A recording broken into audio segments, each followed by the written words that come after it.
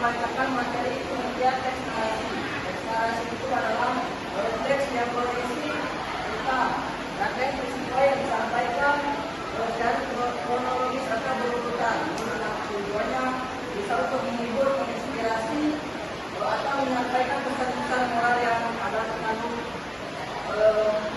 pengalaman cerita di dalam teks narasi.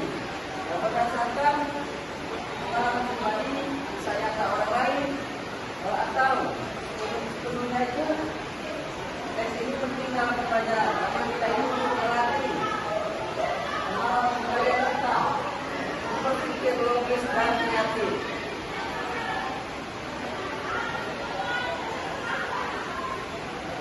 Nah, selanjutnya itu ada tujuan teks narasi. Di mana tujuan teks narasi itu untuk mengembangkan kemampuan menulis dan menyampaikan ide secara struktur.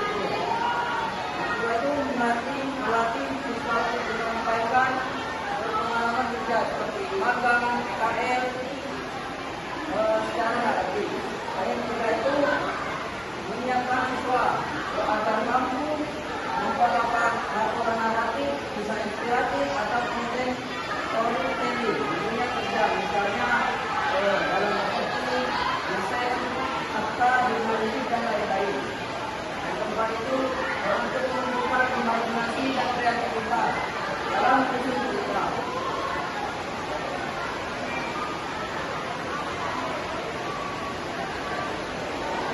Di sini ada ciri-ciri teks naratif. Di sini ada ciri-ciri teks narasi.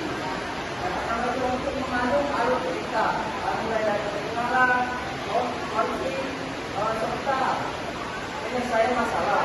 Dan yang kedua itu untuk menggunakan tokoh, latar dan konflik. Cerita ini dibangun melalui interaksi antara tokoh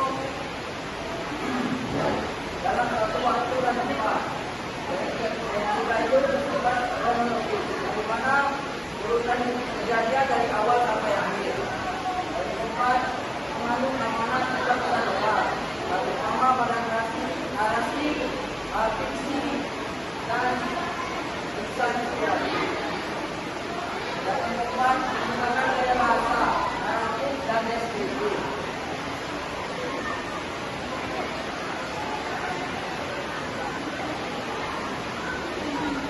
Baiklah, di sini Bapak ingin menurut kalian penjelasan tentang struktur teks narasi. Silakan kepada Asia, apa itu struktur teks narasi?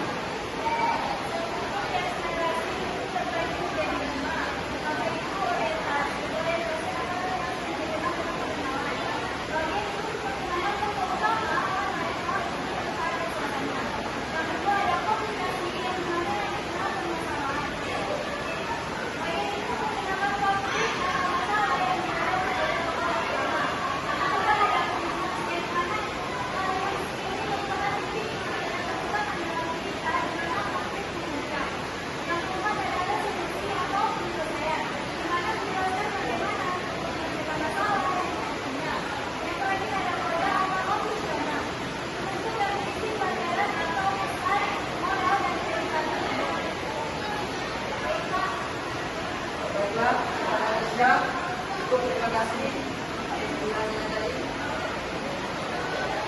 Selanjutnya itu ada jenis teks narasi. Yang dimana itu ada cerpen, novel, fabel, legenda, mitos, dongeng, narasi, biografi, serta cerita pengalaman nyata, laporan kegiatan dan lain-lain. Ini lagi ya.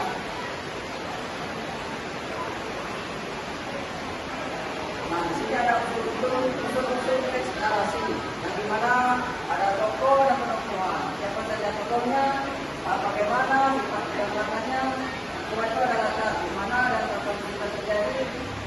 Yang kedua itu ada alur urutan peristiwa bisa maju mundur atau darurat.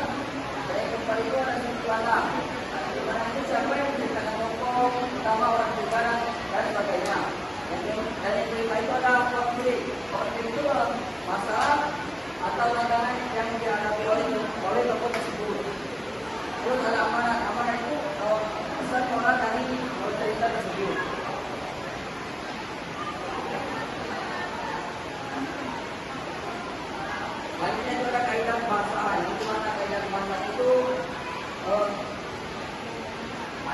kerja aksi, adakah kerja mental, adakah kerja sambung waktu, paling langsung dan tidak langsung, tentang paling pakai sedikit negara penggunaan kehidupan dan orang pertama atau tidak.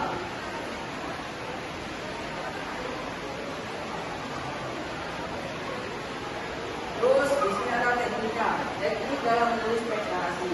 Adapun teknik-tekniknya, pertama itu menentukan tema dan tujuan cerita. Yang kedua itu membuat karakter cerita atau tokoh, alur dan latar. Yang ketiga itu mengembangkan rangka menjadi cerita utuh. Dan yang keempat itu menggunakan kalimat yang jelas, runtut dan menarik. Dan yang terakhir, merevisi atau mengikuti cerita-cerita tersebut untuk memperbaiki tata bahasa dan isi.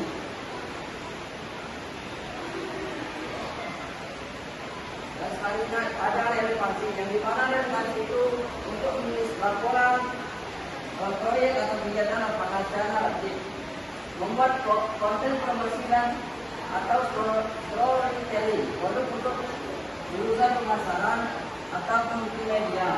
Yang terakhir menulis kisah sukses, klien atau pengalaman pelanggan dalam bentuk narasi.